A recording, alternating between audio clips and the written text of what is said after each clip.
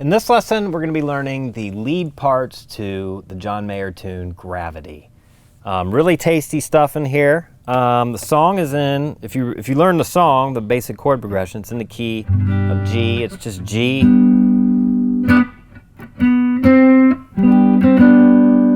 to C.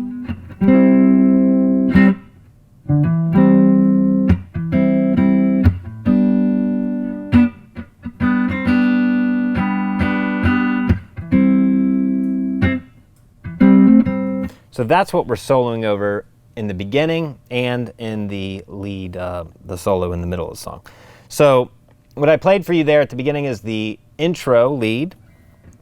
So since the song's in the key of G and it's going from the 1 chord to the 4 chord, so that's G to C basically, right?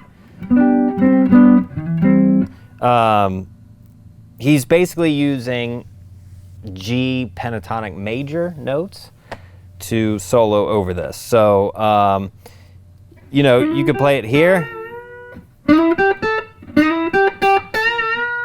or you can play it here. Same notes, there's a little bit difference in tonality because that's a thinner string and those are thicker strings. So I tabbed it out and charted it in this position because I thought this position was more common. So we have our pentatonic major here. That's G pentatonic major. It's the position behind it that basically looks like an E pentatonic minor scale.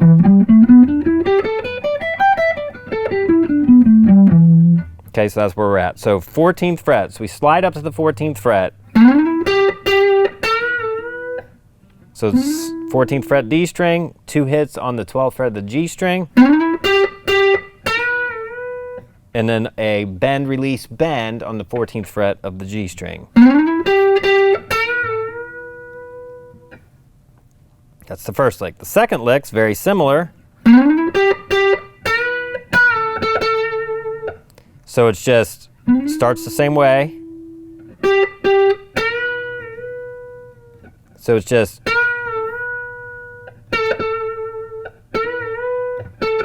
so it ends with 2 hits on the 14th fret of the G string. Then you do the first lick again. And then it goes. And it ends on the 12th fret of the G string. So that last lick, the fourth, it's basically 4 licks. The last one is bend, hit it again and release, and 2 hits on the 12th fret of the G string. And then at the very end he goes. That's just 14th fret D string to 14th fret G string. So real slow the whole thing.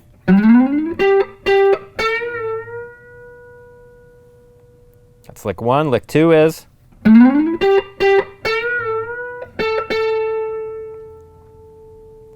Lick 3 is. Same as lick 1. And lick 4 is.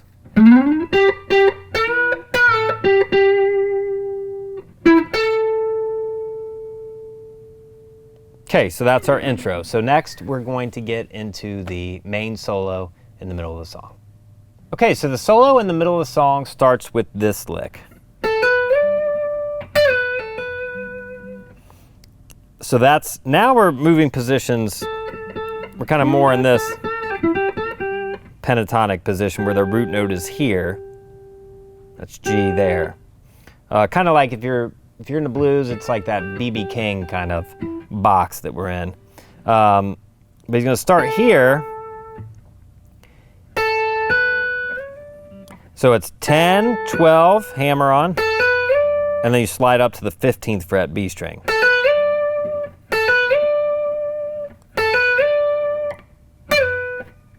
Then a quick slide back from the 15th fret to the 12th, pull off to 10, hammer on back to 12.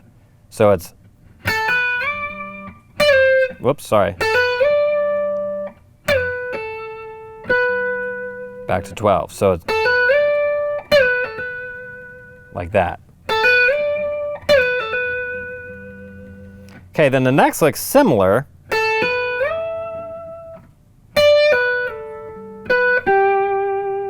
So this time it's going to start 10th fret, hammer on 12 again, all the way up to the 17th fret B string. Then you do pull off 15 to 12, slide to 10, then 12, then 8. Now we're on the root note. Okay, so those first two licks, sorry. Second one.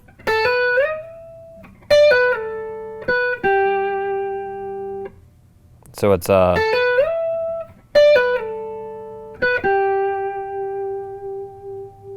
that's probably one of the hardest parts of the solo, because it's a lot of sliding and pulling off, and that's what really gives it its sound. So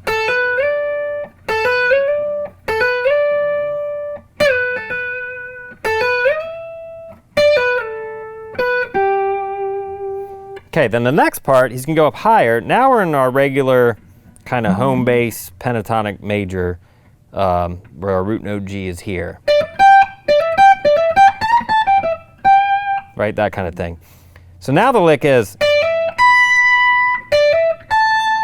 that's hammer on from 15 to 17 on the B string, then play 19 on the high E string, and then do the same thing, but then go to 17. So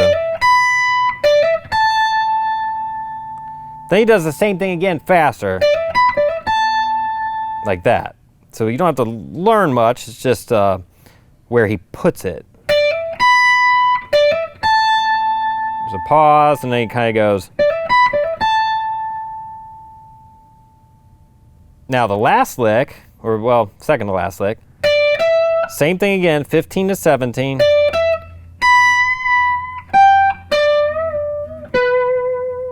So we got a series of these bend and releases. That's like a pickup into it. So that's 19, it's a half bend.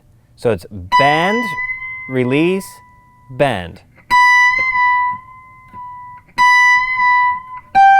Then 15th fret E string to the root note. Then you do the same type of bend on the 19th fret of the G string. And then end up on 14 of the G string. That's the third of G. So it's bend, release, bend, and then the note. You don't want to bend, release, again. It's bend, release, bend, then the next note. So bend, release, bend, 14. And this is a full bend here, so it's like that. Okay, so we have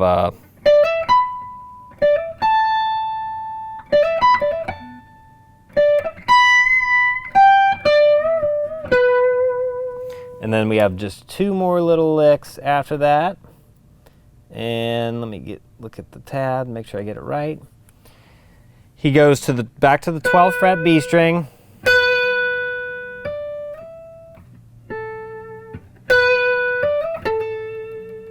So it's 12, hammer on 15, slide to 17, back to 10.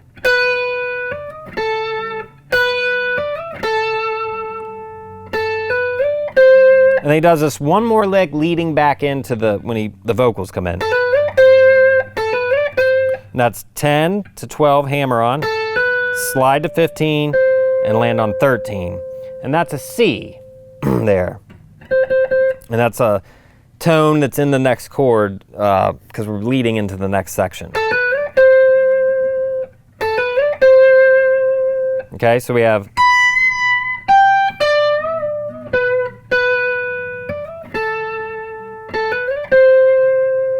and that completes the solo.